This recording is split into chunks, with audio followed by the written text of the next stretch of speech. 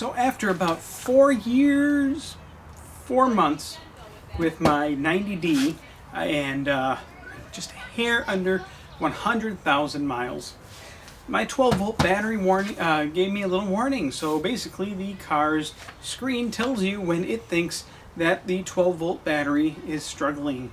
Some magical, mystical parameters that Tesla decides. We really don't know exactly what they're measuring. Could be how much standby power is going into the battery, how much power it's losing on its own. But the auxiliary 12-volt battery has met its end of life. Now these get stressed and worked quite a bit, whereas in a gasoline-powered vehicle, once the engine started, it's really not doing too much anymore. It's just taking a charge as needed. Whereas the alternator is doing most of the work. Well, we do have a DC to DC converter, but that doesn't handle and run all the time, and its load can vary.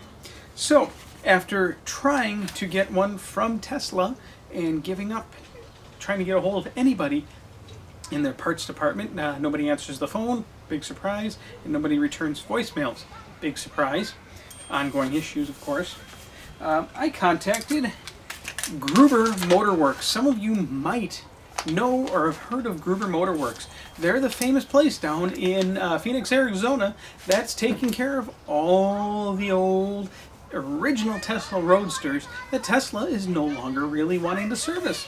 Well, they happen to have direct replacement batteries for Tesla Model S, X, and I bet you they got one for the 3 too, although the 3s are a little too new, same with the Y, as of the filming of this video. But they have a special drop-in replacement custom designed battery specifically for the Model S. And I got printed off some directions. So we are going to do the installation on my Model S. Now I've already pre-loosened and removed certain things, but I'll talk about it, save a ton of time, cut down a lot on editing because I suck at editing. So I'm going to put this down right here. We're going to go into the car and follow their step-by-steps. So let's go on and do that. So here we are. Here's my 12-volt battery needs service warning. If you're comparing it to your vehicle now, this is 2020, the year the world went to hell. You'll notice maybe possibly that your warning error might be different. I'm still in firmware 8.1 on this vehicle due to some disagreements with Tesla about how they're neutering the battery packs, the main traction packs on older vehicles and reducing range. That's a whole nother topic. But the procedure is pretty much identical. So open the front area and prepare for battery removal. So we're going to turn off climate control. If you have climate control, turn that off. Fully open the driver's side window. So there we go. Driver's side window's down. That way, because once you close the door and lock and remove the 12-volt battery, you're locked out of the vehicle. You will not be able to get back in any easy manner whatsoever. So exit out of there. Now I already had my frunk open and I put a piece of cardboard there so it wouldn't inadvertently close and relatch, since on this particular model there is no external way to really easily reopen the frunk other than jamming screwdrivers and trying to stretch the cable under the hood. So frunk's open. Now make sure all your doors are closed, driver's windows down, so in case you have to, you can re-enter the vehicle. Now,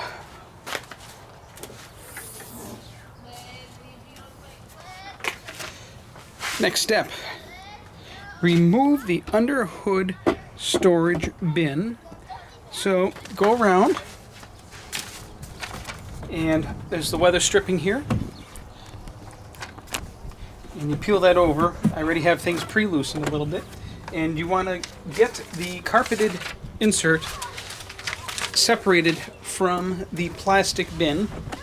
Now remember, there is a light and an emergency button in the front of the carpet. So when you pull it forward, then you reach down here and you unclip those two wires. One is the emergency latch opening and the other one's for the light. Once you do that, you pull the front carpet section out. So we're out there. Next, depending on how your vehicle has been treated during repairs at any point, there would be 4 things to remove to get the plastic out. 2 bolts, 1 here, 1 here, and 2 nuts. 1 down here, 1 down here. So a 13 and an 8mm socket will remove those bolts. Be careful and fish those wires through the hole on the front of the plastic storage bin.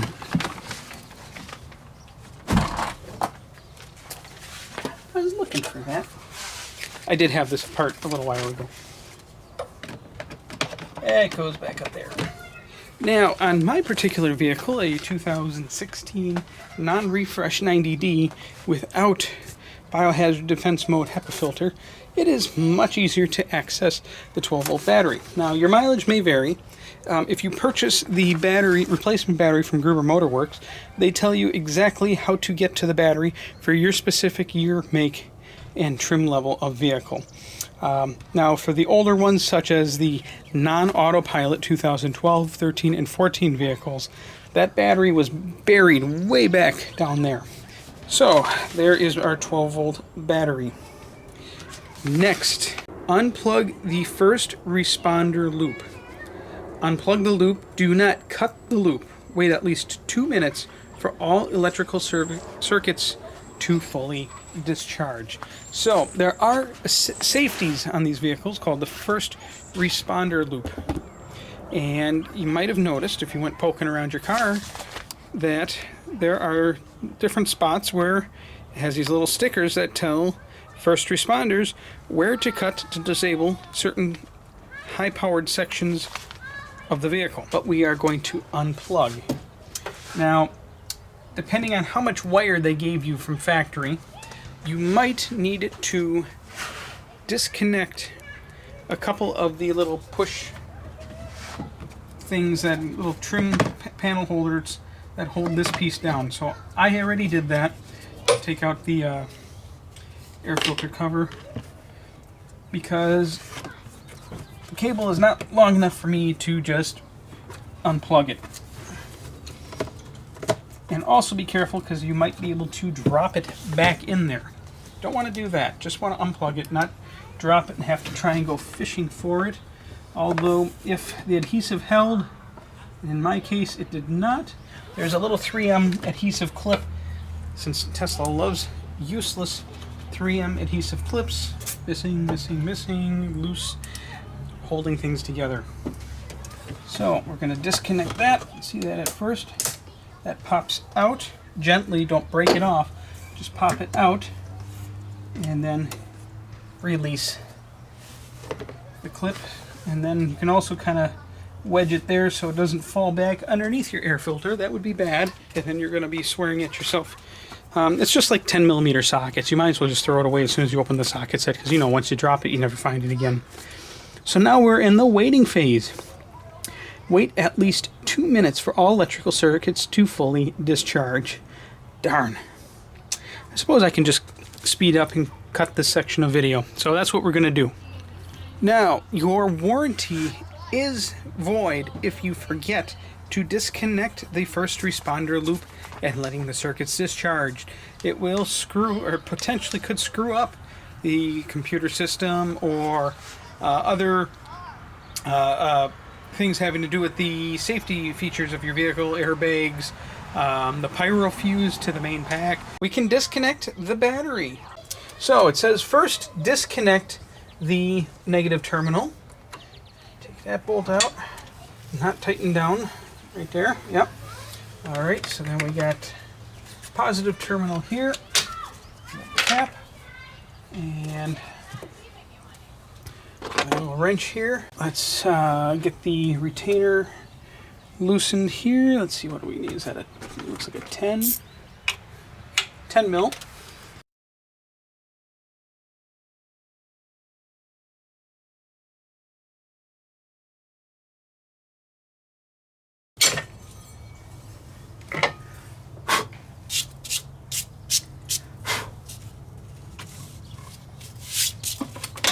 Now you can use this time to clean out any crap and schmutz that's in here. So I got that. Look at that. That's nearly 100,000 miles of bull crap building up in here. Put the tray back in. There. It's really not too bad. We're going to come in with our Gruber battery.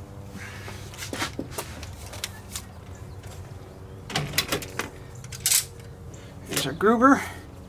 Look at the these out. These might be a little, for my Model S, these might be a little too short, so I might have to go and use the stock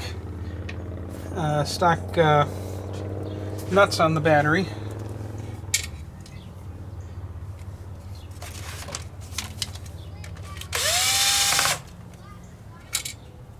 And power tool's nice. I love power tools. I love lithium. Disconnect the battery, negative terminal first, then positive. Reconnect the battery. Now you're going to want to go in the opposite direction this time. Positive terminal first, then negative terminal. This is a direct fit battery. You'll notice there's a half moon shape that helps hold the lugs to the terminals on the battery. They're facing the wrong way. Now on the original battery, the half moon shape was the other way, allowing that to sit on and fit just right. On the Gruber, it's the other way around because they made this as a replacement, direct plate replacement to fit as many Model S's right off the bat as possible. Now at first I'm thinking, well, how the heck am I going to fix that? Which actually is not too big of a deal, because if you loosen these up here, well, you can swivel that around the other side. So I'm interjecting this here, and first I'm going to, for safety, I'm going to cover up the positive terminal because you do the negative first. So I'm going to disconnect the negative terminal there.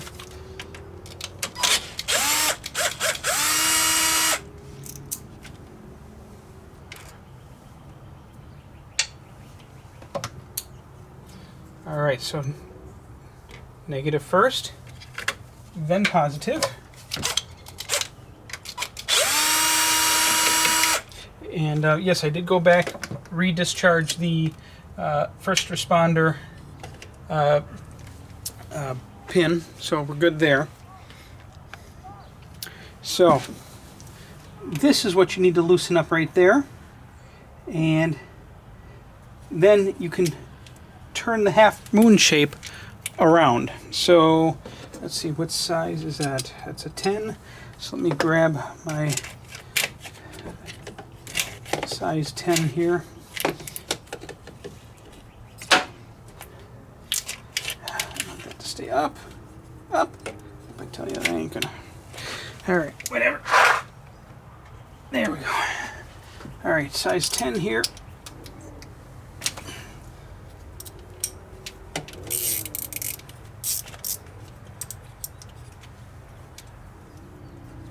Loose.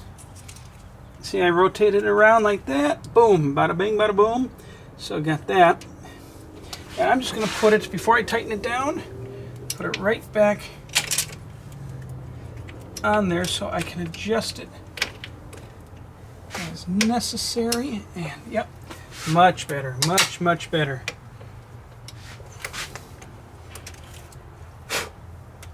Hope I didn't damage anything.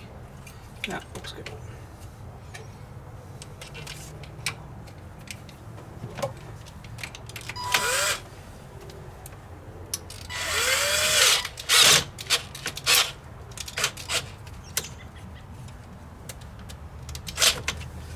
Okay, before I torque that down, now I am going to tighten this.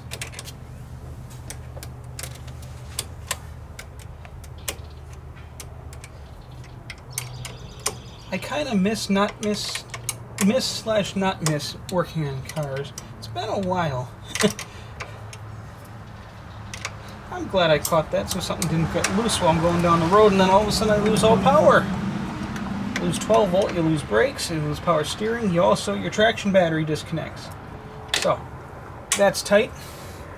Now let's grab torque wrench. Torque this back down to 5 Newton meters.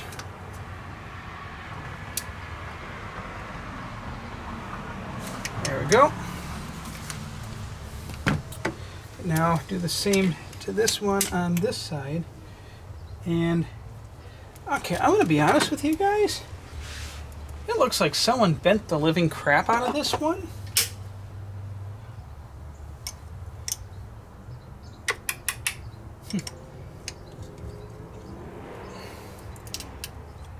I wonder if that was even my original battery. Maybe the service center at some point mysteriously replaced it. Oh no, it's not bent.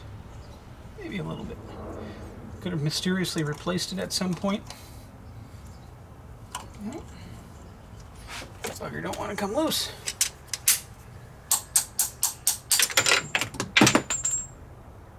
Oh shit.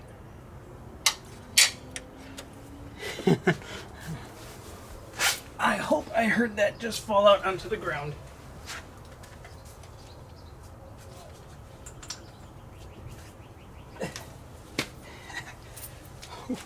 Lucky day. There she is. This is really shitty metal.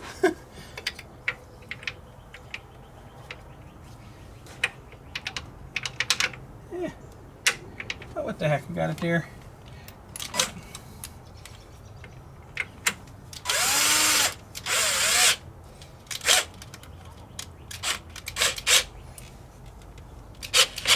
Now you can see what I'm talking about a little bit there.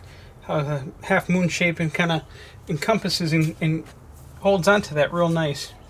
So that's pretty clean. God, I'm used to the old gas cars. These things would be corroded to hell after 4 years, especially in Wisconsin. Now we're probably gonna get some sparks. Yep, a little bit.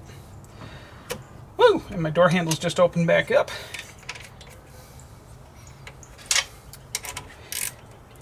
Don't cross the streams.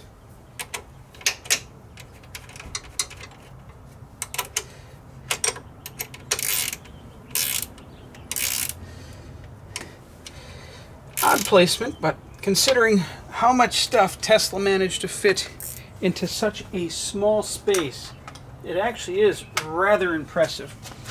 So, there we go. I should have put this on before doing first responder circuit.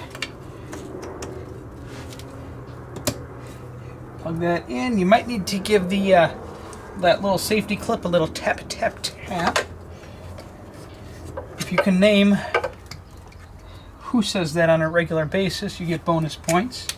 Comment in the description box below. Tap.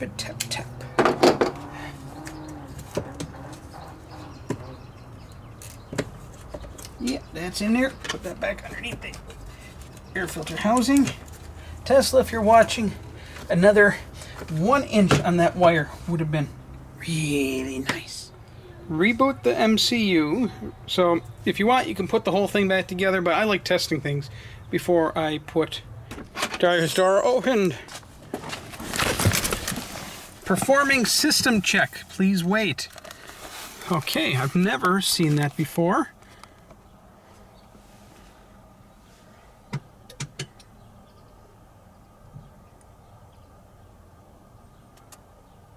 I can hear coolant pumps going. All right, gotta set the camera down for a moment.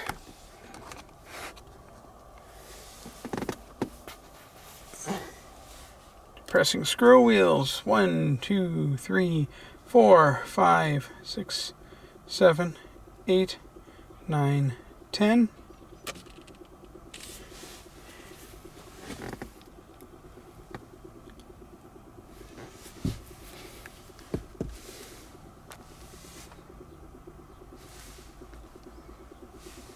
Focus. Autofocus, you have failed me.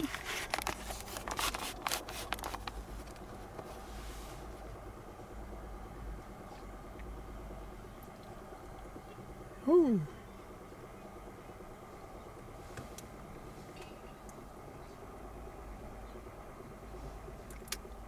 The original boot screen, all the way from 2012. With the original gradient. They've never changed that. Yet they got rid of all the other prettiness that the original design had. And oh, we got an error. What's that? Oh, it's gone. I touched it and it disappeared.